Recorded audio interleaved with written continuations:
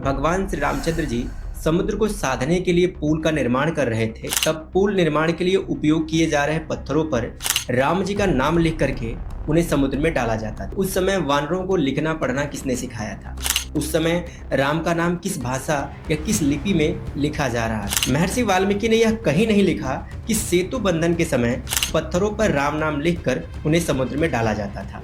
रामायण एक ऐसा ग्रंथ है जो हजारों वर्षों से हम भारतीयों के लिए प्रेरणा का स्रोत रहा है। भगवान श्री रामचंद्र जी के रूप में ईश्वर ने स्वयं अपने मर्यादित लोक कल्याणकारी स्वरूप का दिग्दर्शन करवाकर मानवों को मानवीय मूल्यों में बांधने का प्रयत्न किया। रामायण एक ऐतिहासिक महाकाव्य है जिसके माध्यम से महर्षि वाल्मीकि जी ने भगवान श्री रामचंद्र जी के परम पावन स्वरूप का वर्णन किया है। रामायण को लेकर आज भी सैकड़ों डिबेट, चर्चा, परिचर्चा होती रहती है, जो कि होनी भी चाहिए, क्योंकि बात भी उसी की होती है जिसमें कुछ बात हो। आज हम रामायण से जुड़े एक लोक वृत्तांत के बारे में बात करेंगे जो आज समाज में बहुत ही ज्यादा प्रचलन में है। लोक जनश्रुति में यह बात सुनने को मिलती है कि जब भगवान श्री रामचंद्र जी समुद्र को साधने के लिए पुल का निर्माण कर रहे थे, तब पुल निर्माण के लिए उपयोग किए जा रहे पत्थरों पर राम जी का नाम लिख करके उन्हें समुद्र में डाला जाता था। इस जनश्रुति की आड़ लेकर के कुछ रामद्रोही यह सवाल उठाते हैं कि उस समय वानरों को लिखना पढ़ना किसने सिखाया था?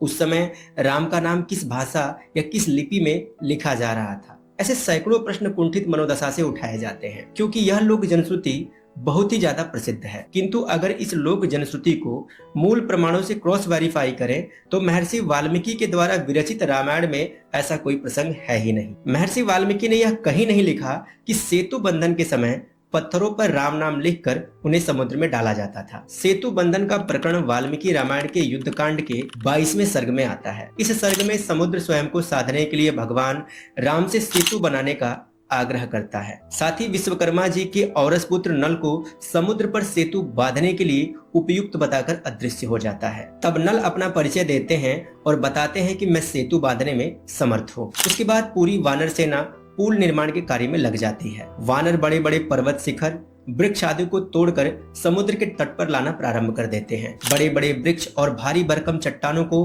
वानर यंत्रों के माध्यम से समुद्र के तट तक कुशलता से पहुंचा देते हैं। कुछ वानर सेतु हेतु सामग्रियां लाते हैं, कुछ बड़े बड़े वृक्षों और पर्वत शिखरों को समुद्र में फेंक कर उससे सेतु निर्माण का कार्य प्रारंभ कर देते हैं। महर्षि वाल्मीकि यह भी लिखते हैं कि जब बड़े बड़े वृक्ष, पत्थर और पर्वत शिखर समुद्र में फेंके जाते थे तो बड़ा भयंकर शब्दनाद या शब्द सुनाई देता था। तो कुछ इस प्रकार से सेतु बंधन का वर्णन महर्षि वाल्मीकि जी ने रामायण में किया है। किंतु किसी भी स्थान पर यह बात नहीं लिखी है कि समुद्र में फेंके जाने वाले पत्थरों पर राम जी का नाम लिखा जाता था। यह सिर्फ एक लोक जनश्रुति है।